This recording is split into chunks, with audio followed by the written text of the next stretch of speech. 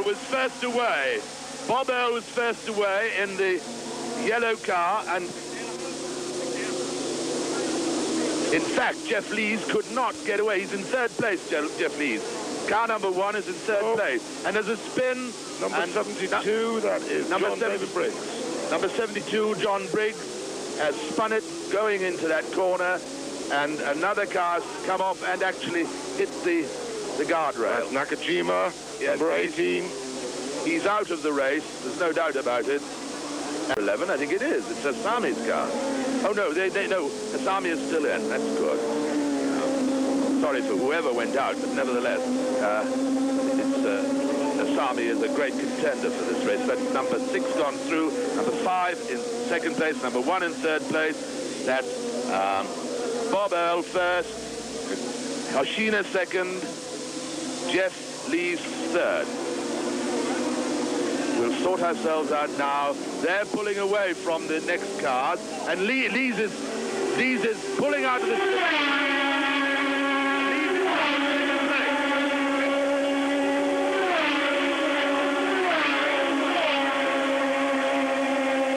A lovely bit of driving there by Lees. He has no intention of being...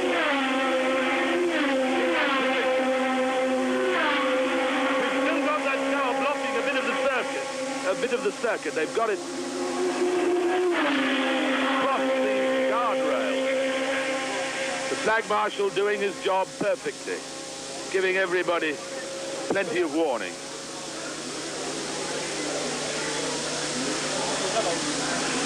Jeff Lees had a rather bad start. He started the creep, and of course you can lose a minute for that, so he jammed his foot on the brake, waved to the starter to get on with it. And at that precise moment, the starter was doing his job properly, and he did get on with it. And Jeff Lees was left for a moment, sort of wondering what the devil to do. There's the leader, actually, up there, Bob Earl, with Lees behind him, just going through those S's, followed by Hoshina. So we have 6 in the lead, Bob Earl. How long he'll be there, I don't know, because Lees is going to try and win this race, and that's number 5, Hoshina, third. I think number 11, Hasami, is 4th.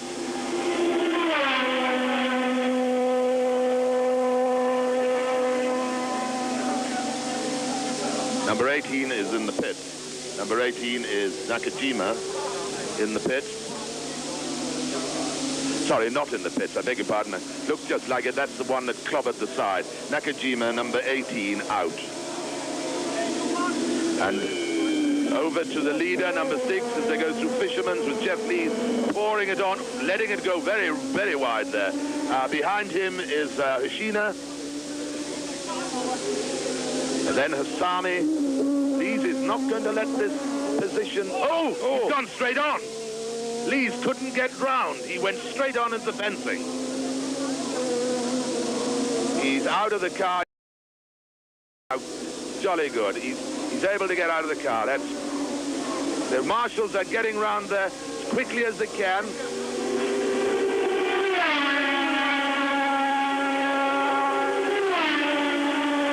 We'll give you a run back. Here's the action about to happen. Jeff Lees unable to get it to go round the bend. He's gone straight on, and it was going pretty quickly when that happened.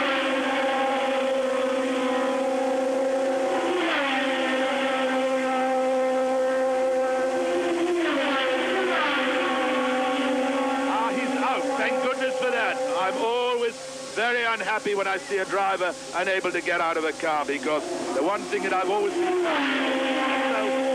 car setting on fire. Getting trapped in a burning car is just so awful. It's so awful for the spectators, for the driver it is fatal generally. And there's the leader who's now had his pressure removed. He's only got to worry about the two Japanese cars, Hoshina, and which is a March Nissan. It's a March Nissan car.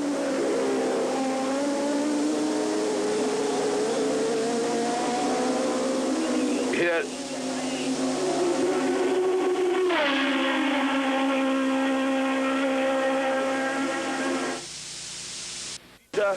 16, Malik, and number 24, Aguinara.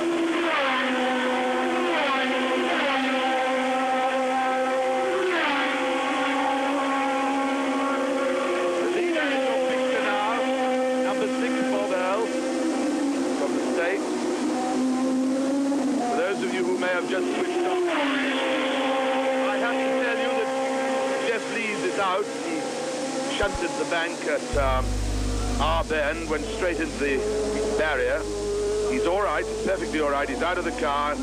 He's just very upset. And there's the Vern Schuppen car that was involved in that accident up in the top part of the statue corner. You can see he has damaged the car.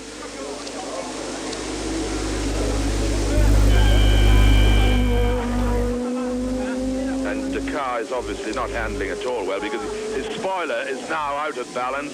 Half of it's... He's missed the first 3 laps being in the pit. In fact, he's just ahead of the man who's in the leading position, Bob Earl. And you can see the difference in the performance of those 2 cars. Jarrier's driving a pretty tired model from the look of it. The Vessel car number 6 coming down in the lead, down to... there's car number 11. Hami taking over second position from Hoshina. That was a splendid piece of driving. Japanese drivers there. In a change of position at Hami in second place and Hoshina behind. Very handling. Ted's certainly down the faster part. Here's the leader, number 6, Bob Earl. He's keeping the 2 Japanese gentlemen at bay at the moment. There's about a 3-4 second gap. Hami is pulling, that's Hami, he's pulling away from the other chap. He was very quick last year, I remember distinctly. He closed right up on Jeff Lees last year.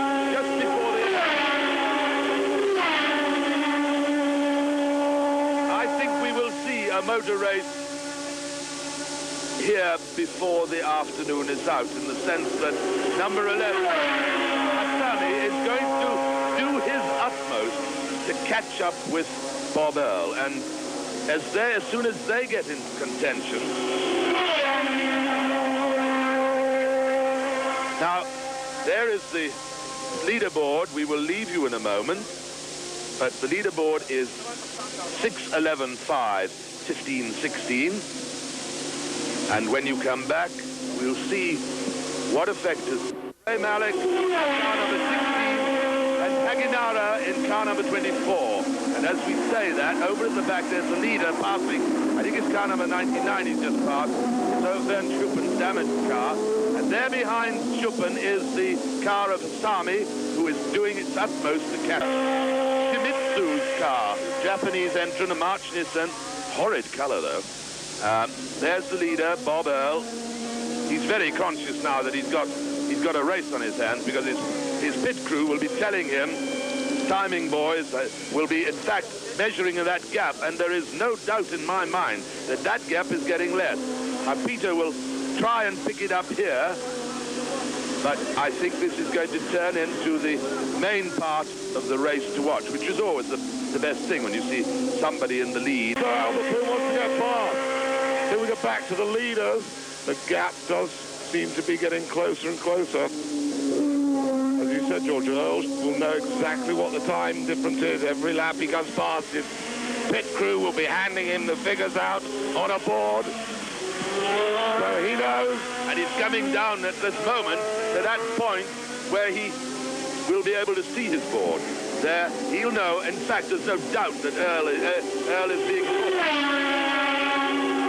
No doubt about it.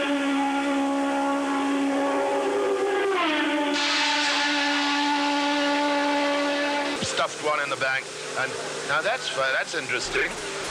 The leader has pulled away. There must have been a little altercation up at the back there. That's Bob Earl. He's pulled away from...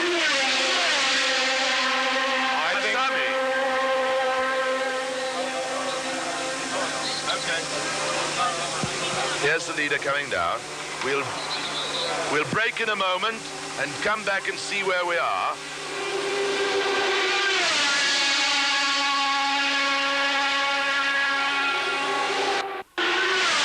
Still in second place. Car number 5, that was in third position, has now gone right down to 5th. But there's no doubt, as you can see in your picture there, that the leader has pulled away from Hami, and that happened at the back of the circuit where we couldn't actually see. But I would think that Hami not only pushed the leader, but he got himself into bother in the process. Don't you think that's possible? Yes, I do. I think he probably made a slight mistake. He's got to make all the effort he put into getting right up onto Earl. He's got to do it all okay. I think he will do it. Yes, I think so. But I think what you've just said is absolutely right. There's no earth. If I was driving that car, if I was quick enough to drive it, I would not try and overtake at the back of the circuit, because he's got a faster car. We've noticed this on the straight.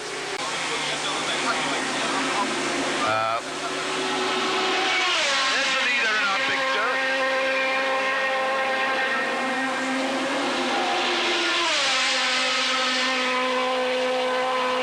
And we've lost number 5.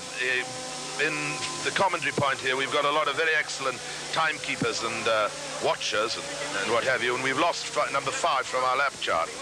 We'll just have to see what's happened. He disappeared from third place, and he disappeared altogether now. Car number 15 going around the back, and in our picture now, number 24, which is Haginawa. Involved in somebody else's accident on the first lap. He is a very fine driver in his own right. He was third at Indianapolis. Here we have the leaders back again in our picture. Gap is about 2 seconds between Bob Earl and Hami. Yes, this is getting together again. There's that togetherness. Perhaps Bob Earl doesn't realize that Hami only wants to pass him, that's all.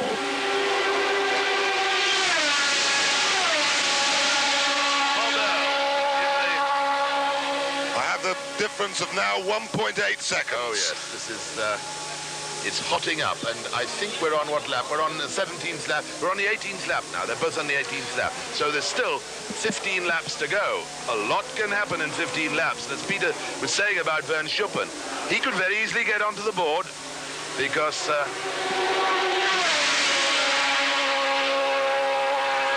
car fatality rate is quite high at the moment. Also, the situation whereby it's very easy to catch up, or not very easy, but it's been shown that Hami can catch up to Earl, but it's another very big question passing him. Bob Earl can make that car of his very wide, can use up all the room. He's not going to wave him by like a lot of other people. No, that's very true. And that's providing the driver doesn't do that in a dangerous way. That's a very acceptable form of protecting your particular position in the field. There's the leaderboard. And now look at this. The first and the second man. I don't think he'll do it this lap. But I do think if he's really...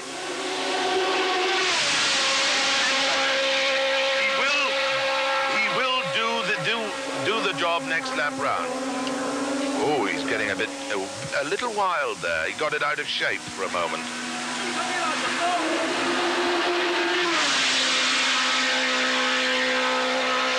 Bob Earl knows it. He's trying like mad to get away from him. They're going down here. Absolutely flat at about 150, 155 mile an hour. I don't think his cars can go much faster than that. They're only a very small engine. But their gearing has got to be very carefully organized here because you've got this mixed situation. Suddenly, you leave us in a moment or two, and we'll fill you in with a picture when you come back.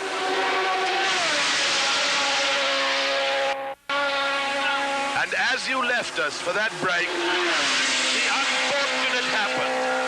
Hami ran out of something, whether it was brakes or what, and went straight on at statue and is out of the race. No damage, no harm, just a bag full of disappointment. And a disappointment for me and for Peter and for everybody here, because we were just beginning to get to the edge of our seats, waiting to see a battle royal take place between Hami and Bob Earl.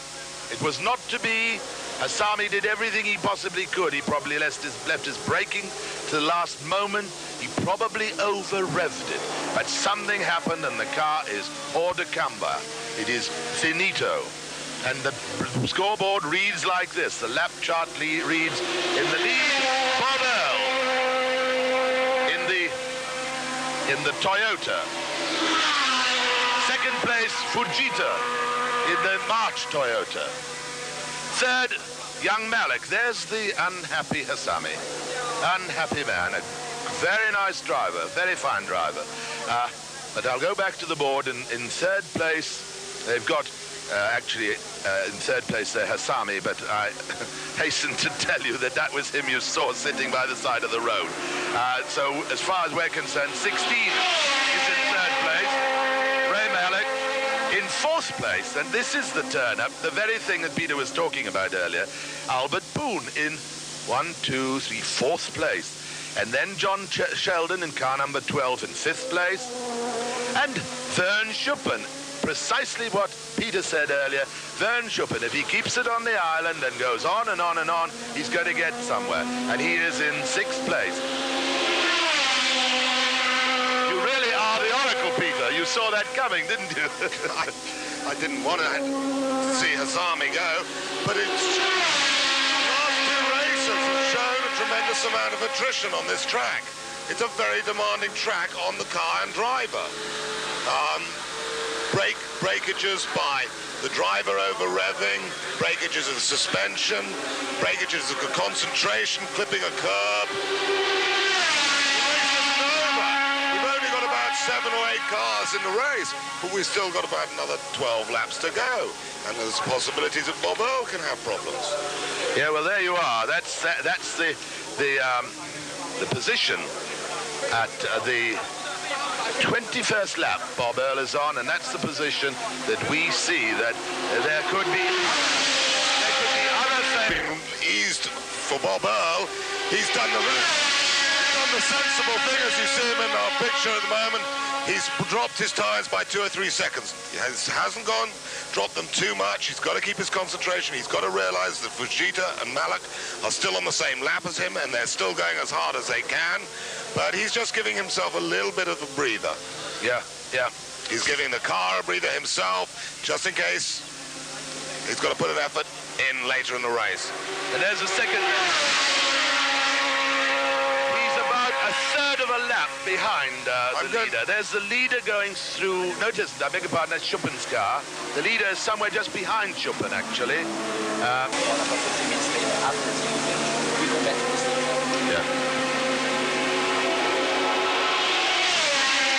Number 16 gone through us. Fujita in number 16. Malik in number 16 has just gone past us. And there's number 6, Vessel car, Bob Earl. It's not taking a very, very conservative line now. He's not pushing it at all. Fujita may be gaining 2 or 3 seconds, but I can't see Bob Earl losing this one. No, it's an organised trip on his part. Yeah. Going on to 31. He's got 2 more laps after this.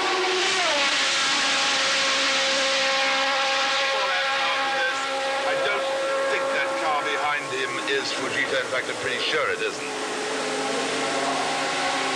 That's Fujita just coming to us. There's a considerable gap between the 2 cars.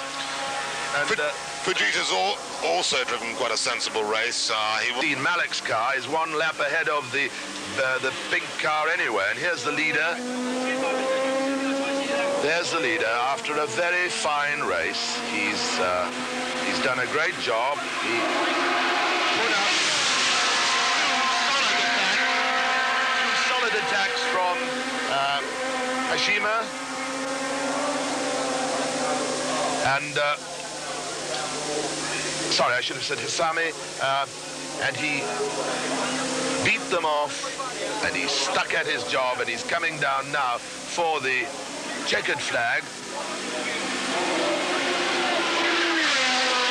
he is, the winner of 1981 Grand Prix at the 1981 Grand Prix meeting, 28th meeting at Macau. Bob Earl, car number 6. Second is Fujita in car number 15. Third is young Ray Malik in car number 16. And fourth, there's the leader waving a very, very happy acknowledgement to the applause that will go round the circuit. As he approaches the crowd, they will acknowledge his sterling effort. I'll finish the board off for you. 6 Bob Earl, winner. Second, Fujita in car number 15. Third, Ray Malik in car number 16. Fourth, Albert Poon, that absolutely incredible chap, Albert Poon in car number 66. And fifth, Hagenauer in car number 24. And I'll hand over to Peter to give you some idea of just a little bit of an explanation about Bob Earl. Bob Earl, as I said at the very beginning of the program, started this race totally strapped up with cracked ribs. I'm sure he's forgotten all about that with his marvelous victory. Bob Earl is American. He is a driving school instructor at a motor racing circuit in the United States, 31 years of age. He started motor racing in 1970, and in 1973 he had his first big championship victory. He was United States Formula Ford champion. In 1980, he was 4th overall in the United States Formula Atlantic, which is the same as these sort of cars, but they call it Atlantic over there, and we call it here Pacific. He has been to Macau 3 times. This is his 3rd visit. The first time was in 1979, when he came 19th. In 1980, he came 9th, and this year, he won it. Congratulations. And there you are. We will say farewell to you for a short while from the Macau Grand Prix, and look forward to you coming back to us.